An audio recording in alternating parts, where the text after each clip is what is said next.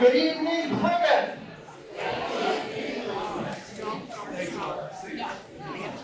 I'm Steve Bolton. I'm chair of the Master Plan Committee, and on behalf of that committee, welcome to the first kickoff event for the new Plymouth Master Plan. I'd like the committee members who are in the room to please raise your hands just so people can see who you are. We are genuinely thrilled to see so many people come out here tonight, even if you did just come in to get some air conditioning. This is the first of many listening sessions for the creation of a new master plan for the town of Plymouth. And I was thinking long and hard about that phrase, listening session. Because that's what the master plan is all about. It's about listening.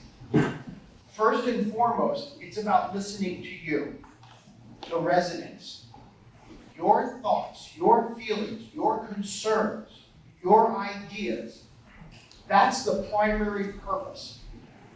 But it's not the only one. So as you sit here tonight, I want you to consider two other listening options.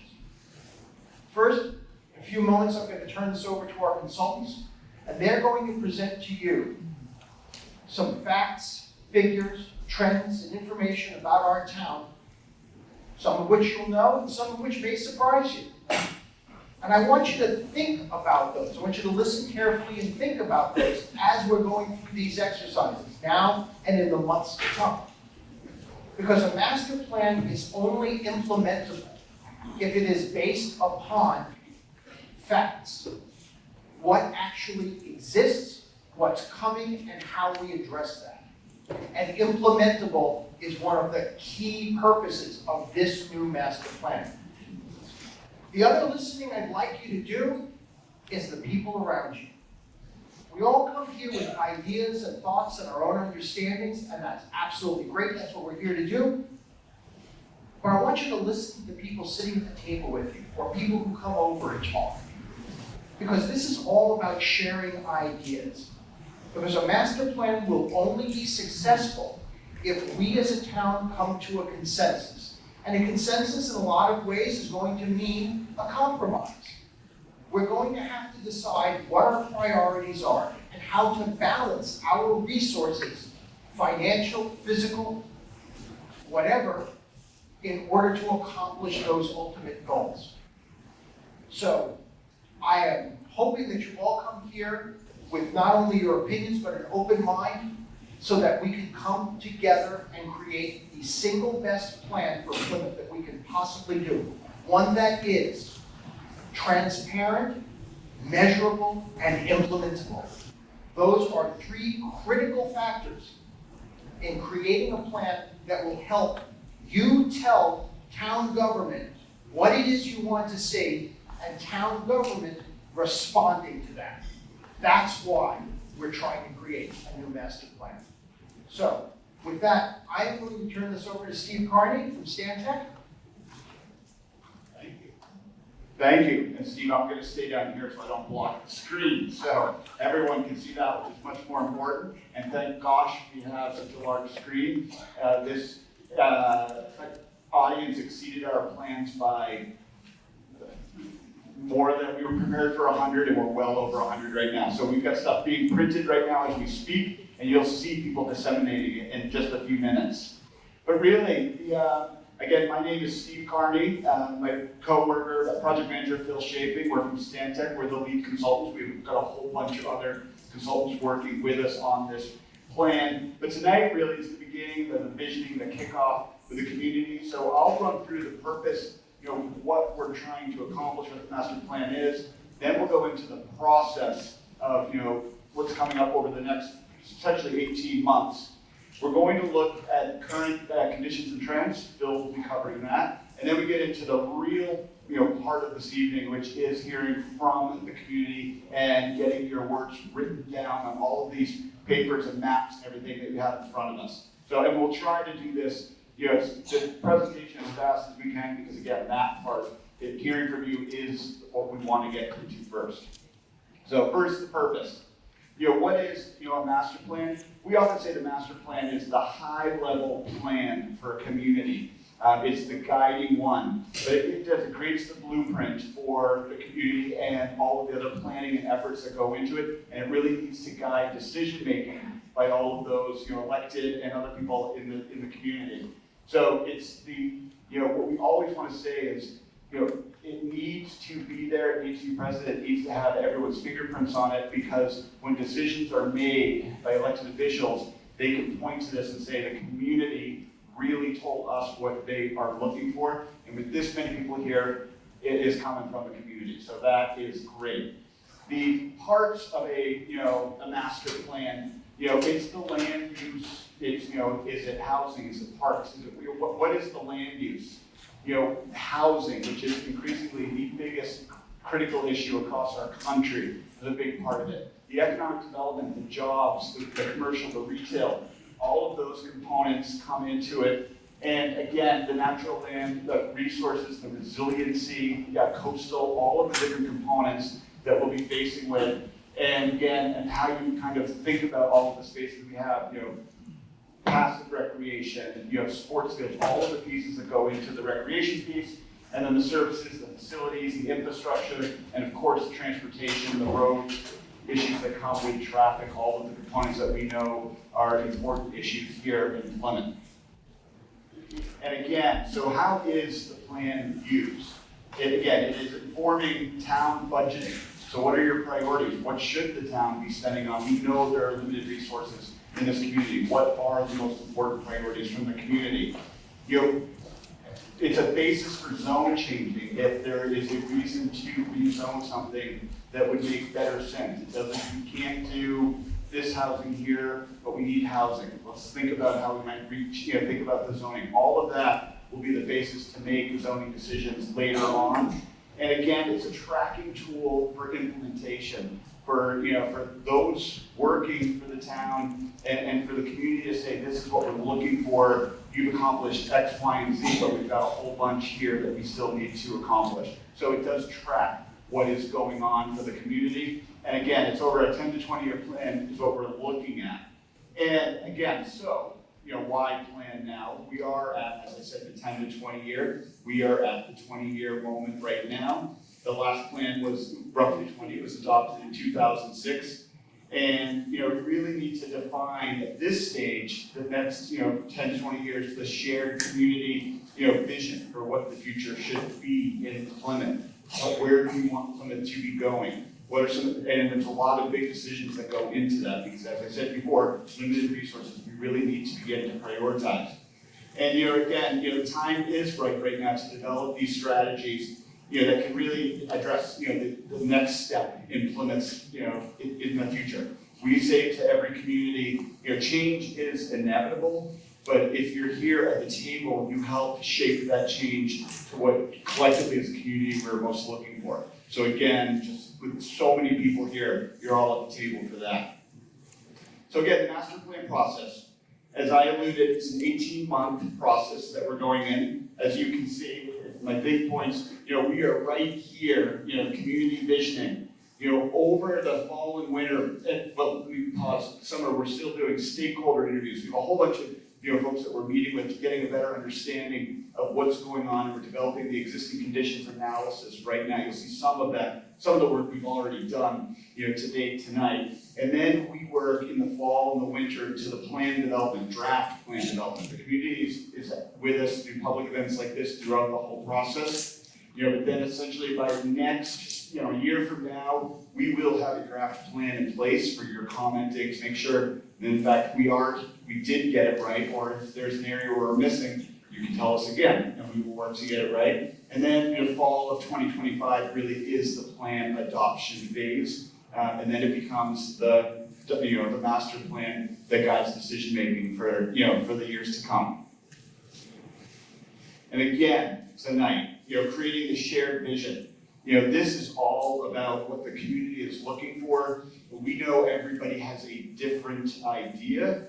we've got pieces of paper in here for the individuals to write what they think that big headline should be for Plymouth. But we also know that we have to come up with the shared priorities, and that is the other exercise that we'll be building tonight. So, but it is really, it is a community's vision. You create the path, and that's what we're starting with tonight. From the vision, which is the big piece, the vision statement, underneath that become more specific goals, and then ultimately the strategies, which become really the action items underneath the goals. So we'll typically develop, a set of 4 to 6 overarching goals within this, and then we kind of come in and then develop all of the action items and strategies that will move this plan forward based on what the vision is from the community's perspective. And hence the implementation action plan. And this is, individual actual steps. I'm going to go straight to I'll skip to the next one. But these are the steps officials, planning staff, the town are going to be making. And again, within those are the near term, the next, 1 to 4 years, midterm, where are those coming? And those people will come through, and those will be the details that you'll be reviewing as we get through this process, we get into the draft plan. And these are 3 phases of the planning process that we're going in. Visioning, as I stated, which is where we are right now, the plan development, and then ultimately the draft plan. And again, I know I'm rushing a little bit because there's just so many people here who want to get you working and hearing from you. So the master plan committee, that was the first slide that Steve was in front of, and those are the members of the planning committee. We'll be meeting, regularly, and we're going to be meeting in across Plymouth, and in some of these we're going to be opening them up more to the community to really have a part of it, so everyone can have a big part of this process.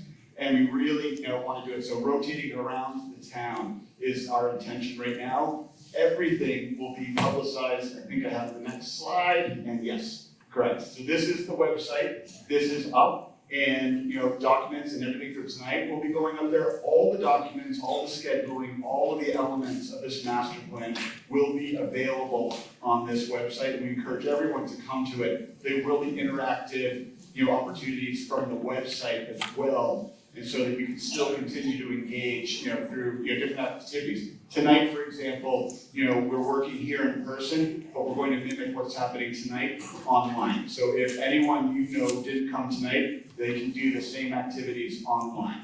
And that's how we're going to continually working through this process. So that is the goal. And the more people that we can get, the more it is the people's plan. And finally, as we look at this, we're not just going to do big events like this. We will tie it into already planned events that really draw a crowd, so that we can be there in person with the community at those events to again get additional information, inputs into this.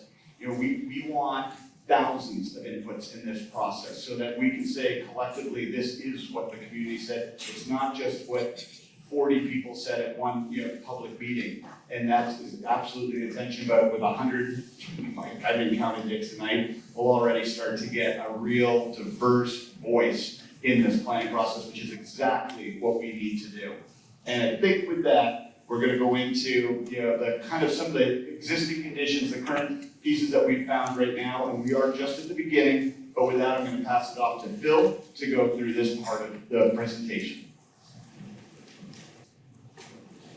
Good evening, everyone. Thank you again so much for coming in. It's great to see a full room tonight. My name is Phil Chafing. I'm a senior associate at Stantec and the project manager for the consultant team. It's great to be with you, and I want to spend a few minutes now talking really about some headlines of current conditions and trends in Plymouth. This is meant to just sort of, as Steve mentioned at the very beginning of this, kind of get the juices flowing, think about how Plymouth has been changing and growing over time, and then transitioning to the future. What is your desired future for Plymouth? I'm forewarning, there are a lot of numbers and things in here, so I'm not going to focus so much on the numbers as the headlines, but this presentation will be on the website starting tomorrow, and there are also posters up here at the front. So if you want to learn more, you certainly have that opportunity. So to begin with, we are not starting from scratch here. The town has done a variety of different planning efforts throughout the years. Most recently, an update to the housing production plan, climate action and adaptation plan, age and dementia friendly plan, climate preparation, climate ready, healthy Plymouth.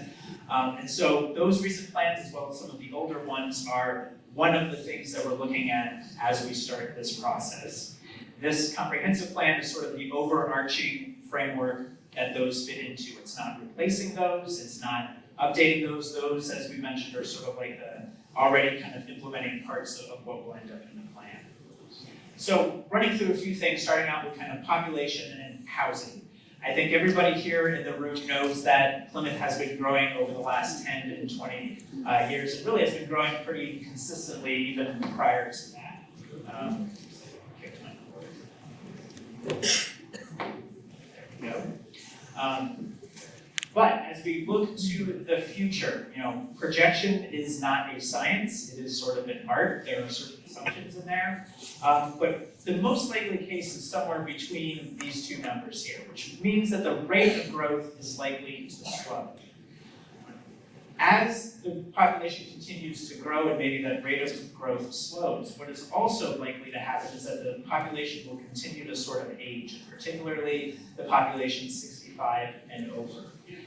These same projections from that previous slide are estimating that by 2040, it's possible that the kind of the working age population in Plymouth could actually be less than half of the total population, which has real implications for the types of services that might be needed, the types of housing. Again, this is a projection, it's not science. That may change. Some of the things that can change that are policy decisions that this comprehensive, or this master plan will set up. At the same time, the average household size here is declining. And that's a trend that's really happening in most places in the United States today. But that combined with the change in household types, today fewer households have children, more households are a single person living alone, and particularly notable is the single person households that are somebody 65 and older. So these are things that are different today than in Plymouth 10, 20, 30 years ago. And that directly impacts housing and jobs and transportation and a lot of other things. So while Plymouth's housing stock is growing, it's important to keep in mind that those changes in the smaller household size, changing family types, are going to impact the types of housing that are needed in the future. So sort of now moving on from population and housing, looking at household income and the economy. Over the past number of years, this information here goes back to 2016, the median household income here in Plymouth has been increasing and at a faster rate than inflation. That's in part because of the jobs that residents hold and in part because of the growth in a couple of industries like healthcare that we'll talk about in just a minute. At the same time though, housing costs are still a real burden here. And this slide to me is sort of surprising in two ways. One, that about half of renters here in Plymouth spend more than 30% of their income on housing. But also, that's actually not all that different. It's slightly better than Plymouth County and about the same as Massachusetts. So again, we probably have heard that, we know that that's a challenge, and that's partly a supply issue. It's partly, right now, a construction cost and interest rate issue, but several interconnected pieces there. Another important part of Plymouth is open space and the natural resources that contribute so much to the character of the town. A little over half of Plymouth is classified as open space with some level of protection. But what's interesting is that where that open space is located, this is sort of publicly owned, publicly accessible open space. There's still a lot of people here who don't necessarily live close to a publicly accessible public space. So thinking in the future, and as different parts of the town are growing, are there those publicly accessible public spaces for people to get out into and enjoy nature and recreate and have fun? Looking at transportation, it's important to keep in mind that transportation is not just driving to work or to school. Shopping, dining trips make up over a quarter of all trips, and so that's important to keep in mind. You'll also notice here, this is looking at data in the dark bars from 2019. and the lighter color bars on the bottom from 2023 down at the bottom there are work trips. That actually has been declining since COVID. More people are working from home, so fewer people are going to the office every day. What that means is that the patterns of people's travel is different. This chart here shows in the darker bars, again being 2023, that there's more trips being taken later in the day than before. So again, this is different than what the transportation patterns have been like for the past 10 or 20 or 30 years. So if you felt like, gee, there's a lot more traffic out here in the middle of the afternoon, you're probably right. That's partly a function of there being more people here, but also because the reasons why people are changing and where they're going has shifted as well. But again, transportation is not just driving. Also interesting to note is that since 2019, the share of people walking for trips has increased by almost 20%. It's still only about 10% of all the trips here in Plymouth, but it's an important part of the transportation perspective. And if we're thinking about climate adaptation, if we're thinking about senior and age-friendly communities, being able to walk more places is an important part of that. Quickly running through a few highlights in terms of the economy here. A couple of interesting features in Plymouth is that there are more resident workers than jobs here in Plymouth. What that means is that there are more people who hold a job somewhere that live in Plymouth than there are jobs here in town. That also influences commuting and transportation patterns. A lot of the jobs here are held by non-residents, people who don't live here. They're commuting from somewhere else to work at a job here in town. Working from home, as I mentioned, that has grown significantly since the pandemic. Again, it's not unique to Plymouth, but it changes how places function. And retail, that may have sort of data indicates that it's maybe kind of plateaued in the last few years. And there's some reasons for that tied maybe to population, tied to the workforce thing. That's one of the questions we'll be continuing to explore. All that being said, the number of businesses here have gone up.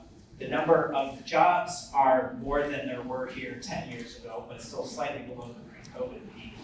And local wages have grown faster than the rate of inflation. So those are kind of good news, but a lot of these businesses that have been growing are small businesses. These aren't 30, 50, 100 person companies that are getting started, but much smaller.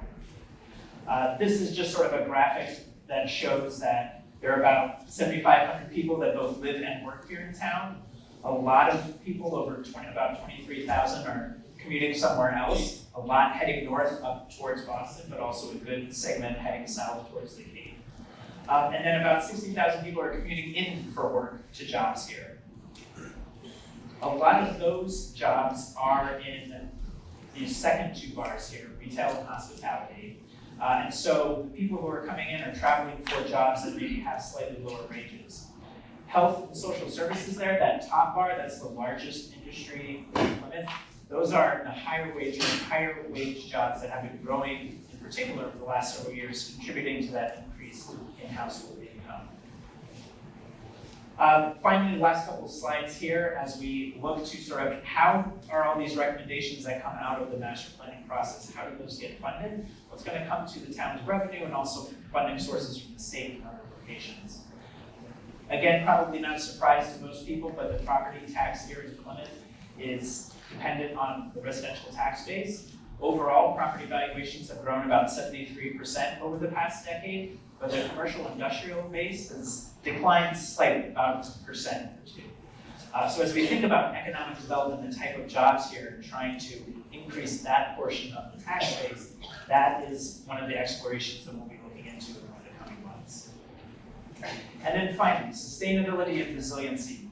There is absolutely an environmental component to that. The recent Climate Adaptation and Action Plan talked about some of the environmental and climate sides of that. But it's important to keep in mind that there's also economic resiliency. There's housing adaptation to a changing population.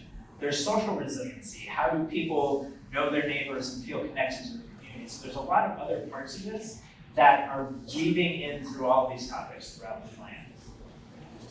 So that's a very quick run through of some high-level stats. We're continuing to kind of work on this analysis. There'll be a summary of this posted probably towards the end of the summer with more information. But again, if you're interested in this, have questions about it, you can check out these posters or the presentation, which will be online tomorrow.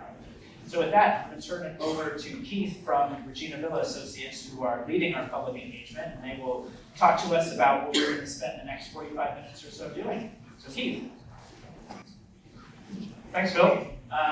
Keith Sonia from Regina Villa Associates. We're really grateful to have been brought into this process and really blown away by the amount of folks in the room right now. So thank you for setting a high expectation for the rest of the process. The great news about tonight is that this is just your first bite of the apple, if you will. We plan to be in your community through the summer, through the fall, with pop-ups and further public meetings, topic-specific meetings, so there'll be a lot of opportunity to get involved and make sure that your voice is heard throughout this process, online as well, as has been alluded to. Here tonight, we're asking you to put on your Walter Cronkite, Barbara Walters hat, and think about Plymouth a couple of decades from now, 25 years from now, and what headlines you might see in local news based around some of the topics Phil and Steve just went over that are involved in the master plan. So we're asking you to work with your neighbors, come up with 1 or 2 headlines that might appear in local press about this town, whether it's housing, sustainability, land use, etc. And then we're asking the tables to work together from there to come up with maybe one sort of like, hey, this seems to be the prevailing topic, at least for this table, that a lot of folks have kind of honed in on. And that for us will be a great takeaway. Also in front of most of you is maps where you can sort of highlight specific areas of concern here in town, areas where you'd like the team to focus in on, study, that sort of thing, around different issues. So please take advantage of that as well. Make sure you save all your paper, whatever paper's in front of you. We also have general comment forms that will be available at the front, and I think will be passed around as well. If you just have general feedback, what you'd like to see throughout the process, please feel free to participate in that way as well. But take the next 40 to 45 minutes or so, and we will be kind of floating around the room if you have questions or concerns. And then at the end of that, we will convene and try and get your feedback. Thanks so much. Thank you, and before we get into this, just a couple of things real quick. Please write everything down somewhere and leave it behind. The conversations are great, but if you don't write it down, we don't have a record. So please use the individual worksheets. There's a full letter-size sheet that has the headline exercise on it on one side, the instructions on the other. When you're done with that, use the map to identify those places. Please write everything down. If you have questions, we're floating around the room in our bed. Thank you so much, and we'll talk to you a little bit. That's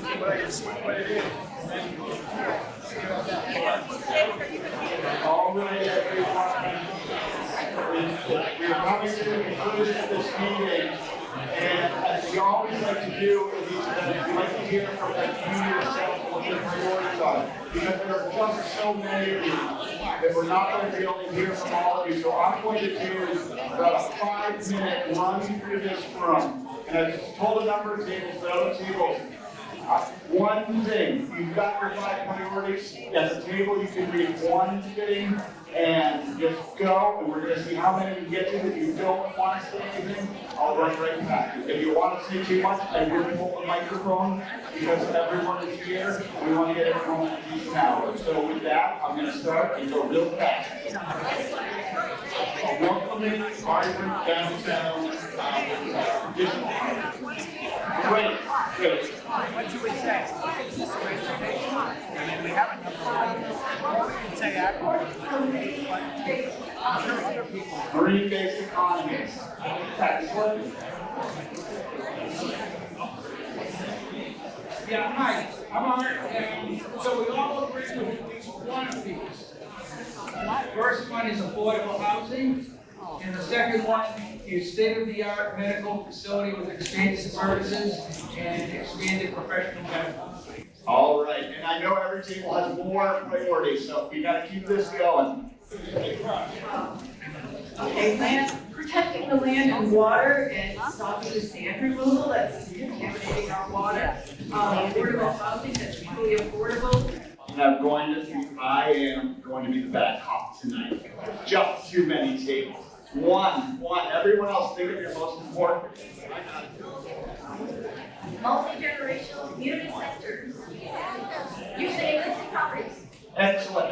That's good. Let's go. One.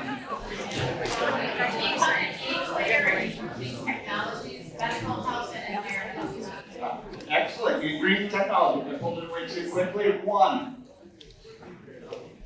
Diversification of commercial tax base. Perfect. All right. Here we go.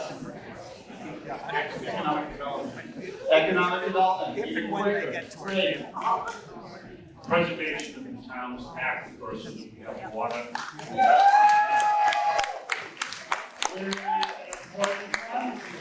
I could actually do this table myself, because I know what it is, but one word.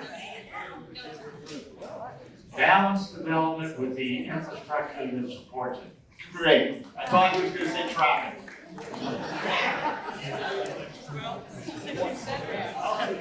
Traffic. Here it comes. Excellent. One. Commit to sustainable blue and green economic growth.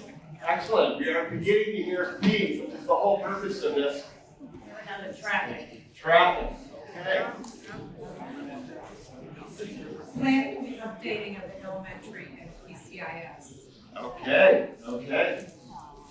All right. Let's go. Transportation improvements.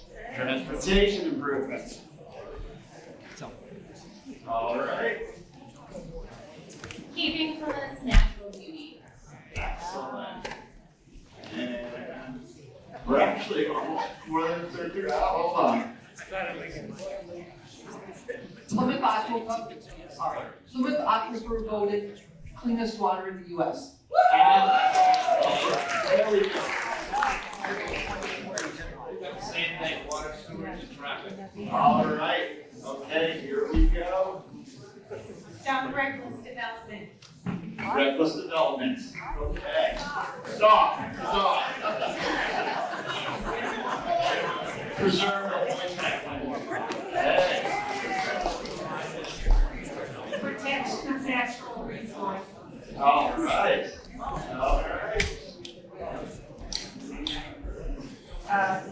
The 3-acre hectare is open, it's moving people from Cedar Village to North Plymouth.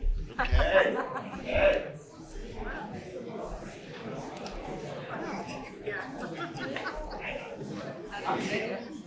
Plymouth Public Schools recognized for science, technology, engineering, arts, and math excellence. All right. Large plant, tax plant, being open in Plymouth. Okay. Economic development. Transportation, with a focus on rail and ferry water to Boston and Real estate values plummeted in West Plymouth. Residents leaving their homes to excessive noise, pollution, vibration from high volume of corporate jets, deteriorating quality of life. Okay.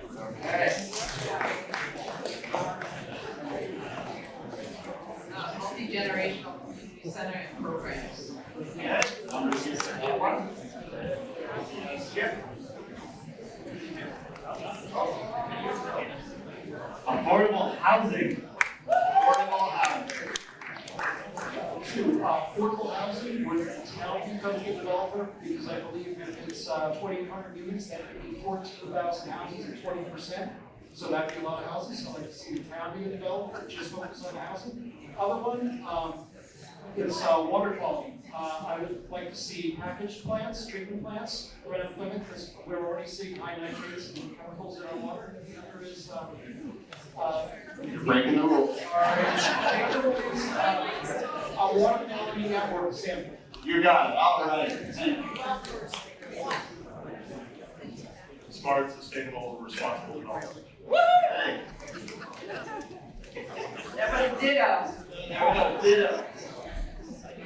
Town purchased Oak property to preserve our aquifer and develop a beautiful oceanfront park development. Okay.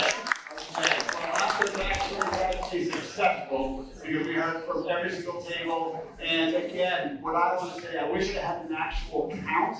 We'll put that number on the website on how many people came here. But all I can say is now we're already in the hundreds of inputs from the community, and that's exactly what we need to do, and we're only going to keep building from here. So thank you all for coming out today. I haven't seen an event like this in years in my consulting world.